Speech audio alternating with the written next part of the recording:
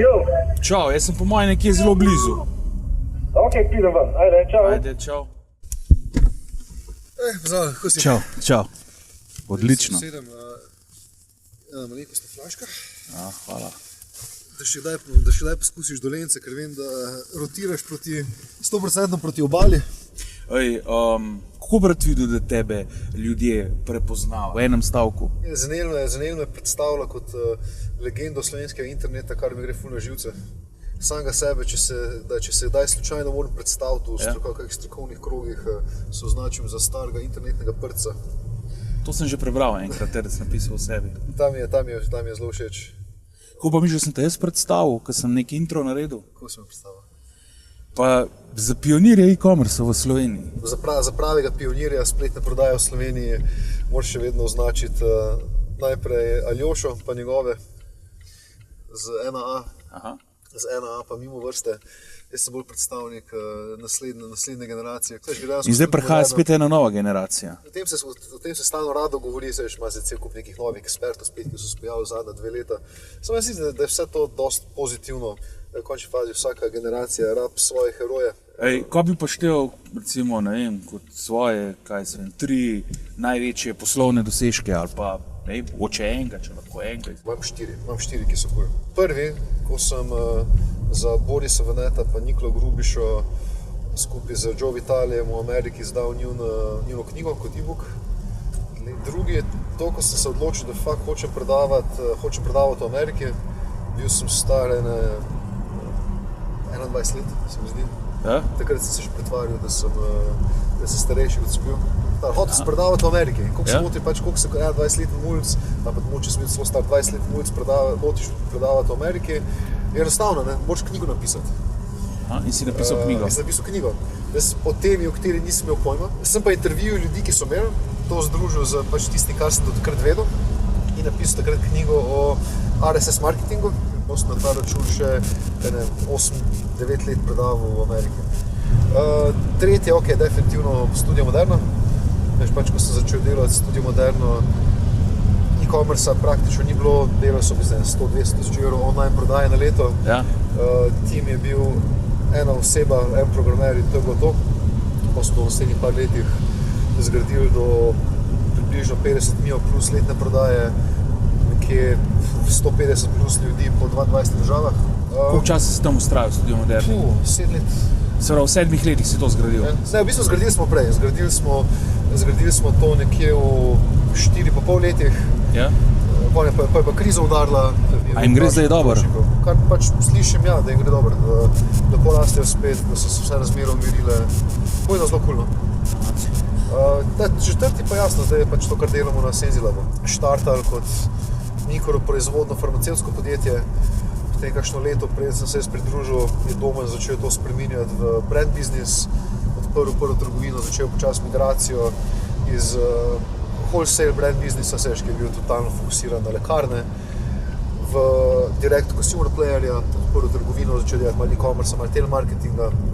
Potem smo to pospešili, tam do konca leta 2013 smo Slovenijo spravili z tega, da je bila prej odvisna samo od lekarn pa drugstore-ov, do tega, da je bilo več kot 50% prodaje, direktne prodaje, pretežno e-commerce, lastne trgovine, telemarketing. V istem letu smo odprli še Hrvaško, Poljsko, Romunijo, Italijo. V zadnjih 3 letih, ko smo se refokusirali na internet growth. Zdaj, koliko procentov prodate tukaj čez? Trenutno prek interneta 70% prodajamo direktno v 22 državah. Smo 100% EU-focused. Zrasli smo samo v zadnjem letu. Ampak večina predstavljajo prehranska dopolnila. Samo prehranska dopolnila. Ja. Področje dela, prodaja na internetu. Zadnje 2 izziva sta prodaja na internetu bila, ne? Kar praktično mislim, da 2/3 kariere se ukvarjam samo s tem. Mene zmeraj zanima, kaj je najboljša popotnica za nekoga, da se nauči to, kar danes Rok Hrastnik zna. Moraš razumeti, da jaz takrat odraščal čist v drugih časih, kjer je bilo tega znanja, informacij še relativno malo. Ja? Vse te stvari, ki gledamo danes, Google, Facebook, to je bilo vse takrat še nekako na začetku razvoja. Jaz se z online se ukvarjam praktično od leta 1999, 2000, prednje Facebook sploh obstajal. Sem nekako rastel s tem, zelo veliko sem testiral, zelo veliko sem eksperimentiral. Sem pa, mislim, imel srečo na dveh nivojih. Ja? Eno je to, da sem dost zgodaj v življenju skočil v direktni marketing. Vedno me je privlačil svet, v katerem merimo odzive, merimo konverzije, lahko testiramo, kaj deluje boljše, kaj deluje slabše. Bil sem internet samo v zelo veliki meri, ni samo, ampak v začetku sem se začel pretežno izobraževati iz sveta direktnega marketinga. Okay. Koga si takrat sledil, koga si takrat študiral? Študiral sem v štartu najprej čiste staroste, Claude C. Hopkins. My Life in Advertising pa Scientific Advertising. V bistvu temeljni knjigi vsega direktnega marketinga. Jay Abrahama, ki je takrat bil še dejansko tak forced to be reckoned with v direktnem marketingu. Knjige bral? Tako, knjige bral, testiral, sam ga sebe učil pisati. Zdaj sem začel se ukvarjati z internetom kot dizajner. Delal sem flash animacije. To leta 1999. Včasih sem website dizajniral, pa na začetku sem klikal na oglase za cash. To je bila tista ena pogrutavščina izpred leta 2000, ko so ti firme plačevale, zato da klikaš na oglase. Bil sem ful zagnan, večino temeljnega znanja sem potegnil iz direktnega marketinga in te to združeval z internetom. Drug tisti prelomni moment je bila pa Studio Moderna, ko je tako čudovito, fantastično podjetniško okolje, kjer si lahko testiral skoraj vse, kar se spomnim. In kjer sem začel zelo konkretno spoznavati, kaj deluje, kaj ne deluje, bolj iz vidika approachov, mindseta, kako razmišljati, koliko je pomembna hitrost. Senzilab je čemu od tega, kar je bilo na tvoji poti najbolj podoben? Senzilab je tisto, kar smo najbolj pobrali iz Studia Moderne. Ja? Je hkrati velika antiteza Studia Moderne, ker smo šli popravljati napake, ki smo jih videli takrat na Studio Moderni. In je tudi Senzilab je pogrom tistega, kar so originalni founderji prenesli iz farmacije, kaj so prenesli glede načina vodenja, glede načina kulture in vsega ostalega. Ta Senzilab je res tak lep, tak dober miks vsega, kar smo se naučili v preteklosti. Plus to je, da Senzilab je za moje pojme en izmed najlepših primerov stalno razvijajočega se organizma. Firma se je začela najprej kot proizvodno podjetje. Je šlo v OTC na Poljskem, potem se je zgradil brand v Sloveniji, potem se je v Sloveniji začel graditi Senzilab brand. Ampak da se mi dovrnemo, to, kako si se ti vzpostavil, da si to prišel. Kaj danes delaš? Kaj danes bereš?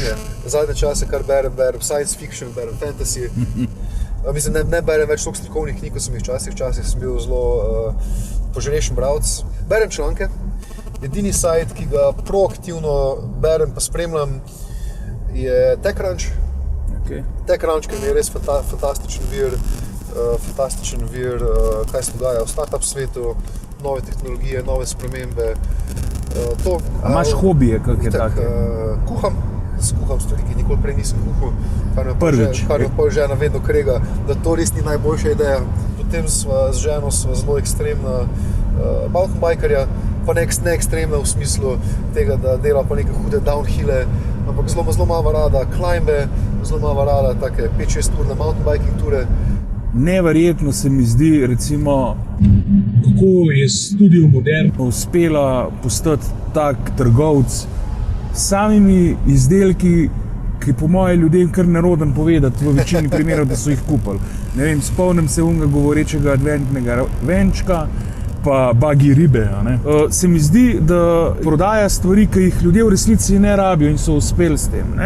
In zdaj, a je formula uspeha prodaje na internetu, da moraš predvsem prodajati stvari, ki jih ljudje ne rabijo in ti bo uspel.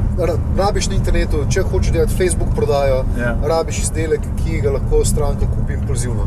To pomeni, da mora prodajna cena biti tam nekje do maksimalno 70 €, rabiš nekaj, kar ne zahteva ogromno researcha. Studio Moderna izhaja iz čisto druge stvari. Studio Moderna prodajala, v začetku je bil Topshop. Topshop je prodajal dva tipa izdelkov. Prodajal je entertaining, zabavne izdelke, kot je Bugi riba.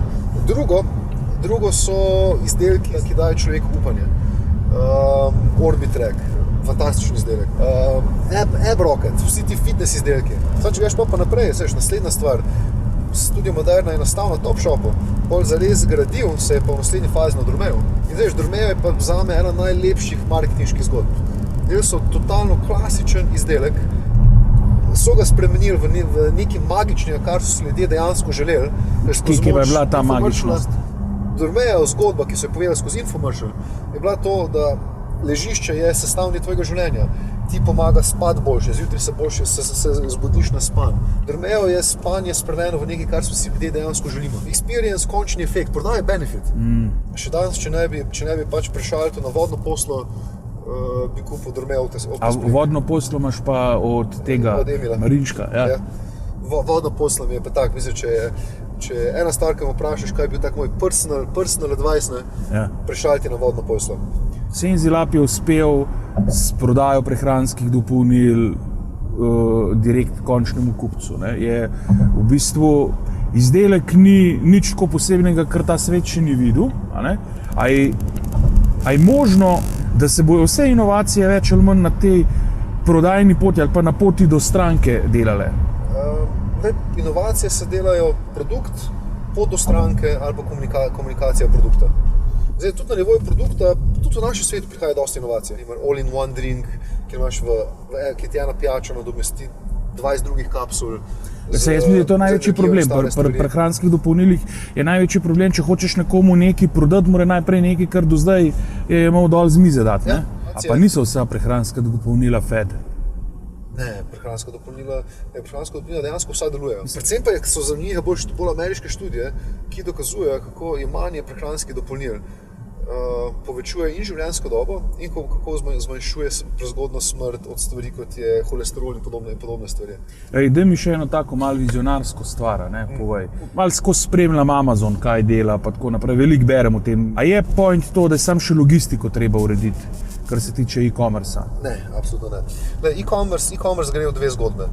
Ena zgodba je model tradicionalnega spletnega trgovca, ki prodaja ogromno izdelkov third party brandov. Tukaj je seveda logistika, potem imamo pa tisti drug svet, v katerem je Senzilab, po katerem je čedalje več ameriških brandov, ki mu Američani rečejo digitally native vertically integrated brands, kar pomeni, da mogoče od proizvajalca do konzumerja, kar pomeni, da lahko poberejo skoraj celotno vrednost v verigi, brez da daje to vrednost drugim retailerjem.